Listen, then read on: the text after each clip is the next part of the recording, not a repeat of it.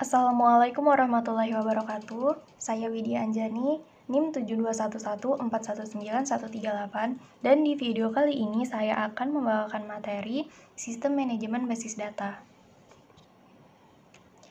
Organisasi data. Hierarki data. Field data merupakan unit data yang terkecil. Record adalah suatu koleksi field data yang saling berhubungan. File merupakan koleksi record yang saling berhubungan. Dan yang terakhir, basis data merupakan kumpulan dari seluruh data berbasis komputer sebuah perusahaan. Spreadsheet sebagai basis data sederhana.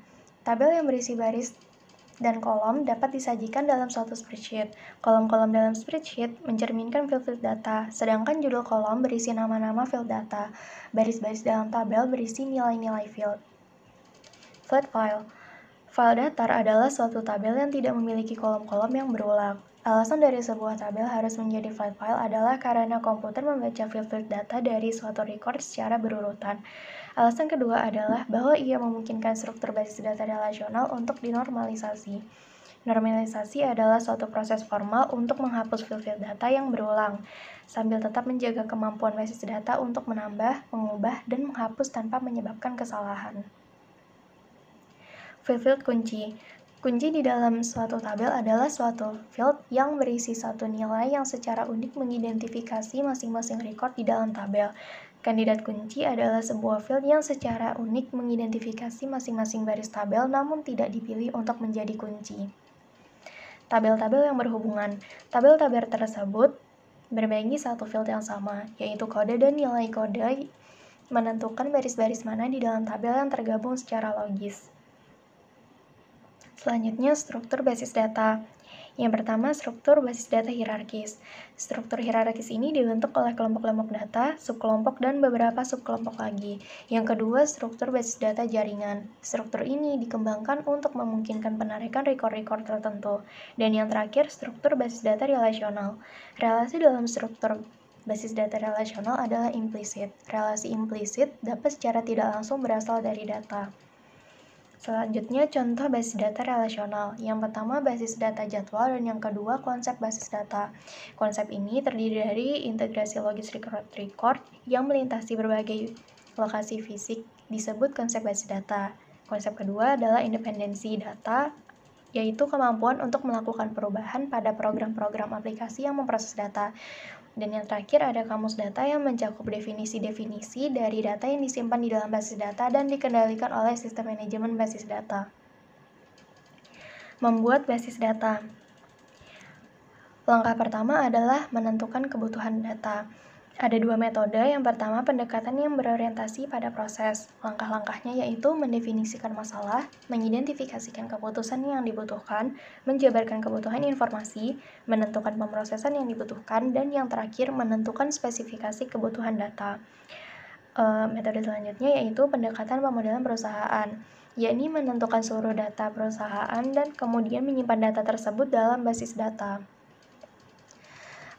Selanjutnya teknik-teknik pemodelan data. Yang pertama ada diagram relasi entitas yang berhubungan dengan data di dalam entitas dan hubungan antar entitas. Entitas merupakan kumpulan field data yang saling berhubungan.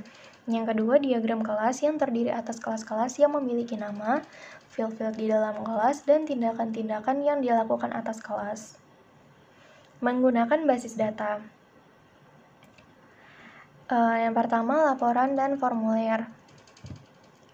Ini terdiri dari navigasi, yaitu pengguna dapat melakukan navigasi dengan menggunakan baris navigasi di bagian bawah formulir. Yang kedua, akurasi. Formulir akan menjalankan definisi field data yang telah ditentukan ketika basis data dibuat. Yang ketiga, konsistensi. Konsistensi adalah hal yang sangat penting ketika nilai-nilai field dalam suatu tabel digunakan untuk menggabungkan recordnya ke tabel yang lain. Selanjutnya ada penyaringan. Jadi setiap field dalam formulir dapat digunakan sebagai saringan atau filter. Selanjutnya ada subformulir.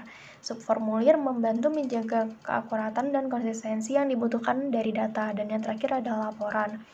Laporan adalah data teragregasi dari basis data yang diformat dengan cara yang akan membantu pengambilan keputusan. Selanjutnya ada query. Yang pertama, bahasa query terstruktur. yaitu kode yang digunakan oleh sistem manajemen basis data relasional untuk mengerjakan pekerjaan-pekerjaan basis datanya. Selanjutnya, pemrosesan basis data lanjutan.